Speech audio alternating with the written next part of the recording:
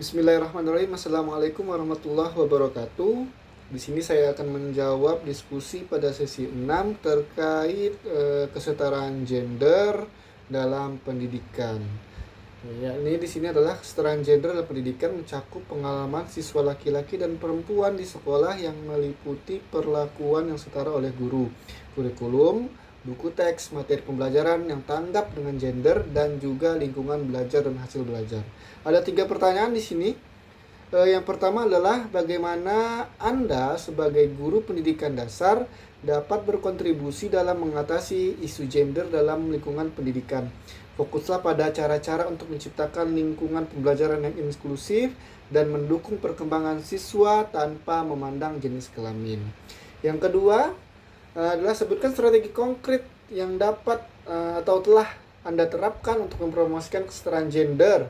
Kemudian mengidentifikasi potensi diskriminasi gender dan juga mengajarkan siswa tentang pentingnya menghormati perbedaan dan merangkul keberagaman dalam konteks pendidikan dasar. Dan terakhir adalah apa tantangan utama yang mungkin dihadapi dalam mengimplementasikan pendekatan ini dan bagaimana Anda merencanakan untuk mengatasinya. Baiklah, saya akan menjawab pertanyaan pertama mengenai bagaimana saya dapat berkontribusi dalam mengatasi isu gender dalam lingkungan pendidikan.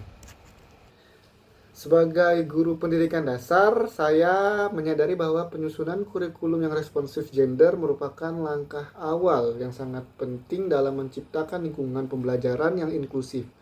Dengan memilih materi ajar yang mencakup kontribusi laki-laki dan perempuan dalam berbagai bidang seperti sains, sejarah, dan seni, saya dapat memberikan gambaran lebih seimbang dan adil tentang peran gender di masyarakat. Hal ini penting karena menurut penelitian terdahulu dari Mireles Cardona di tahun 2025, kurikulum yang inklusif dapat meningkatkan kesadaran siswa tentang pentingnya kesetaraan gender dalam berbagai aspek kehidupan. Sebagai contoh, saya dapat memastikan bahwa buku teks yang digunakan di kelas tidak hanya menonjolkan peran laki-laki, tetapi juga menampilkan pencapaian perempuan dalam bidang tersebut, seperti contohnya dalam sains atau teknologi. Tidak hanya laki-laki yang menonjol dalam bidang itu, juga perempuan saya contohkan dalam bidang tersebut. Hal ini dapat membantu siswa memahami bahwa tidak ada batasan berdasarkan gender dalam meraih kesuksesan, dan setiap individu berpotensi untuk berkontribusi besar dalam berbagai bidang. Dengan demikian, saya rasa upaya ini adalah untuk menghapus stereotip gender yang sering muncul dalam materi ajar dan memberikan kesempatan yang setara bagi semua siswa. Saya akan menjawab pertanyaan kedua, yakni jawaban saya adalah untuk mempromosikan kesetaraan gender dan mengidentifikasi potensi diskriminasi gender dalam kelas, saya menerapkan beberapa strategi konkret yang mendukung lingkungan belajar yang inklusif.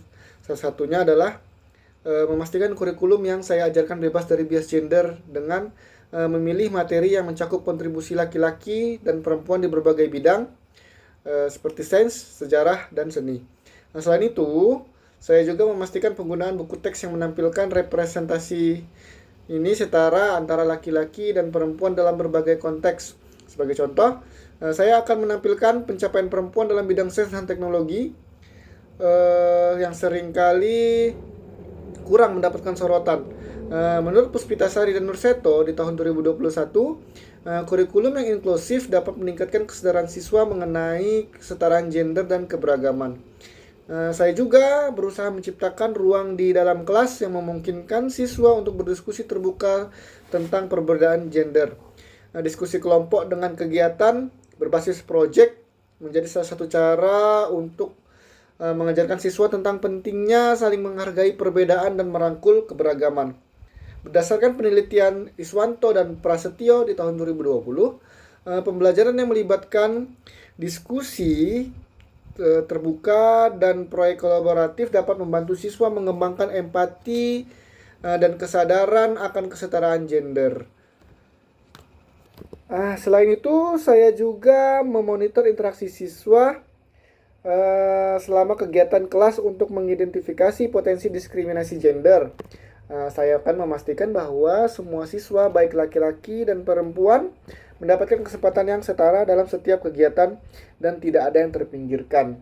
Menurut Suryani, di tahun 2019, pendekatan pendidikan yang mengedukasi siswa tentang diskriminasi gender dapat mengurangi sikap prejudis dan stereotip sejak dini. Selain itu, di dalam pembelajaran di kelas, untuk mempromosikan kesetaraan gender, saya juga memastikan bahwasanya untuk pemilihan ketua kelas itu bisa diikuti oleh perempuan, tidak hanya laki-laki saja. Sebagai contohnya, di kelas saya, di kelas 4 sekarang, ketua kelasnya dipimpin oleh seorang perempuan. Ini kenapa saya lakukan seperti itu? Karena saya akan menunjukkan bahwasanya tidak hanya laki-laki yang bisa menjadi pemimpin, namun perempuan juga bisa menjadikan pemimpin. Selain itu, dalam setiap pelaksanaan upacara bendera, bila di kelas saya menjadi petugas, saya mempersilahkan untuk siswa perempuan menjadi pemimpin upacara. Nah, di situ juga saya akan menunjukkan bahwasanya perempuan juga bisa menjadi pemimpin upacara, bukan hanya laki-laki saja. Itu adalah salah satu contoh saya mempromosikan kesetaraan gender di pembelajaran di dalam kelas maupun di luar kelas. Hal ini pun sesuai dengan apa yang ditemukan oleh Prabowo dan Fatmawati pada tahun 2018 yang mengungkapkan bahwa partisipasi aktif tanpa membedakan gender dapat meningkatkan rasa saling menghargai antar siswa dan juga memperkuat solidaritas di antara mereka. Nah, dengan cara ini, saya berharap dapat menciptakan lingkungan pendidikan yang mendukung kesetaraan gender dan juga merangkul keberagaman dan memberikan kesempatan yang setara bagi semua siswa untuk berkembang, baik laki-laki maupun perempuan. Adapun dari pertanyaan ketiga, yaitu tantangan yang saya hadapi. Di sini tantangan utama yang saya hadapi dalam menerapkan pendekatan kesetaraan gender di kelas ini adalah adanya stereotip gender yang sudah tertanam di dalam masyarakat, baik di diri siswa, orang tua, maupun lingkungan sekitar. Stereotip ini seringkali membatasi pandangan siswa terhadap peran yang seharusnya mereka ambil. Seperti misalnya siswa perempuan yang mungkin merasa kurang percaya diri dalam menjadi ketua kelas seperti yang saya contohkan tadi. Kemudian terhadap peran yang seharusnya mereka ambil, seperti misalnya siswa perempuan yang mungkin merasa kurang percaya diri dalam mata pelajaran yang berkaitan dengan sains, atau siswa laki-laki yang merasa tidak pantas terlibat dalam kegiatan sosial atau seni.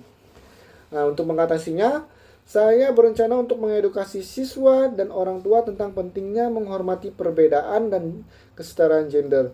Ini bisa dilakukan secara berdiskusi, secara terbuka, kemudian memberikan contoh yang nyata tentang bagaimana setiap individu bisa sukses tanpa memandang gender, serta mengadakan pertemuan dengan orang tua untuk membangun kesadaran mereka.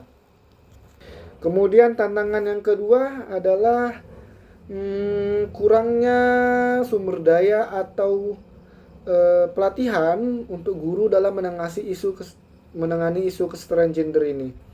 Banyak guru yang mungkin belum mendapatkan pelatihan yang cukup untuk menangani diskriminasi gender secara efektif.